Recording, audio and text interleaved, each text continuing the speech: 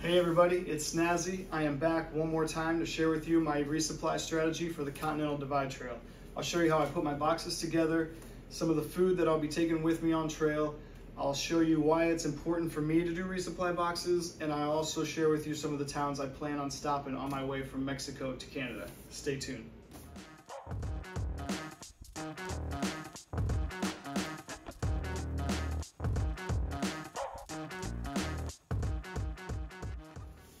Okay, so before I start to pack my boxes with food, I like to label them, Snazzy, all four sides, maybe put some stickers on there, whatever makes it easy for the postal worker to identify. I also write hold for CDT hiker, that way my wife can just write the appropriate date when that time comes. Also on the inside label, because most likely it'll change, I write the name of the town that I think I'll be stopping at, how many miles and how many days I think it'll take me to get there. So when I go around and pack my food up, I know this box only gets 4 days of food because it varies town to town. This is actually a shorter one.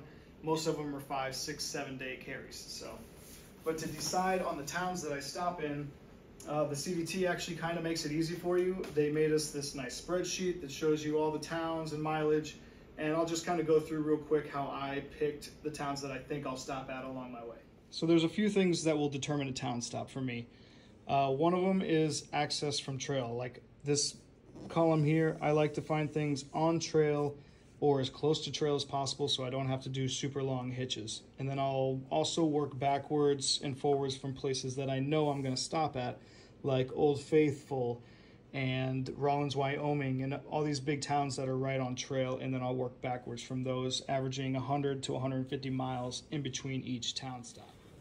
Then I'll just make a list of the towns that I think I'll stop in and just make notes so it's easier when I make my boxes. So the days between towns, if I'm going to resupply in that town, a couple places, Monarch Crest store accepts UPS packages only, so you just got to make sure that you're up on all those, and hostels that you're staying at, how they accept packages, things like that. Having 90% of my trail food pre-paid for before I even set foot on trail is a game changer for my budget and peace of mind. Knowing that once I reach the next town, there's another box of food waiting for me to get through to the next stop is incredibly reassuring. By the time I reach the southern terminus, the only expenses I'll have are some hotels and hostel stays, town meals, gear replacement, and a special treat here and there, keeping my on-trail budget pretty minimal.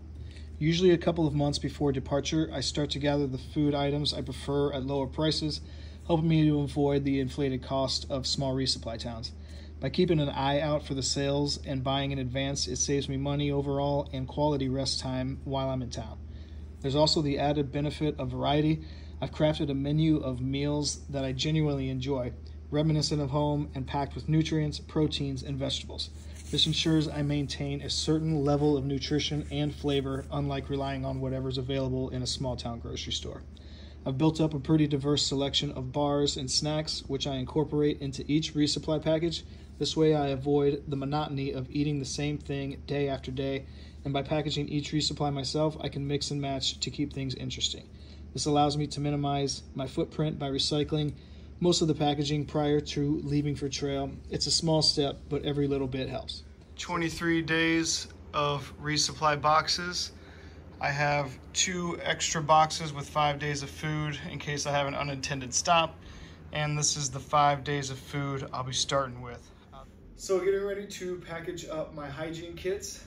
This is one of the most important things in my box to me. It just helps me maintain my hygiene a little bit while I'm out on trail, which is not an easy thing to do. So I'll package these up and each one will go into a box. Just some basic things, some Q-tips, some dental floss, some toothpaste. I'll have some laundry soap and a little bit of bar soap.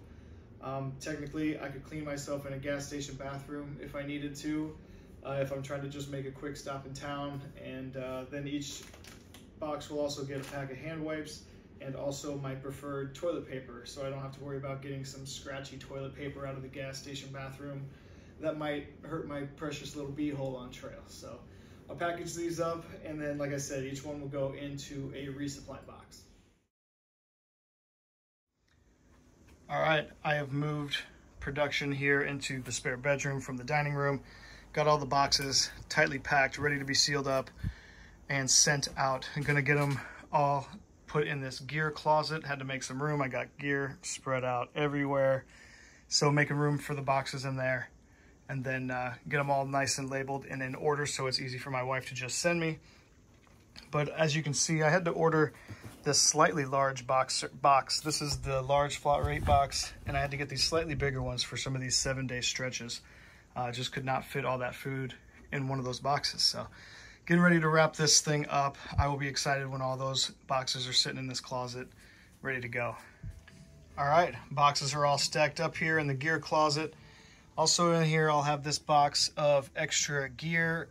If anything of mine goes bad while I'm out on trail, I've got this extra box of food and snacks. If I'm getting hungry, feeling like I'm not having enough, or that hiker hunger really kicks in.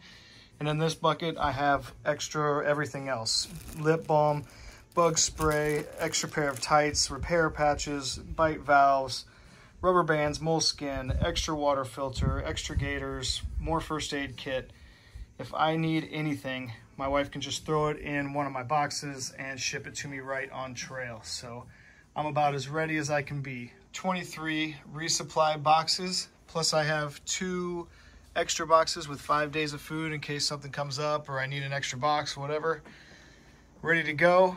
This is all the extra gear, extra food, extra whatever, tape to close all the boxes up, all the instructions, each town stop, post office addresses, all that stuff.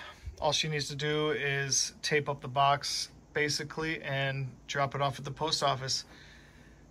Ready to go, CDT 2024.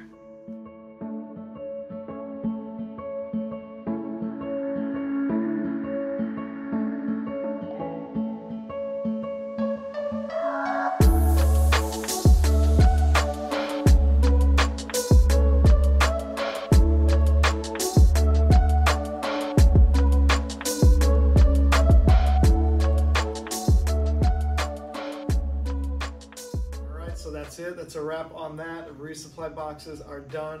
I'm about a week away from my start date. I'll ship those first 3 boxes out any day now, and then hitting the trail. I've got my brother's 50th birthday party coming up this weekend, and a bunch of family and friends will be in town for that, so it'll be kind of a going away party for me, really. But excited for that, and then ready to hit the trail. So, yep, thanks for watching, everybody. We'll see you on trail.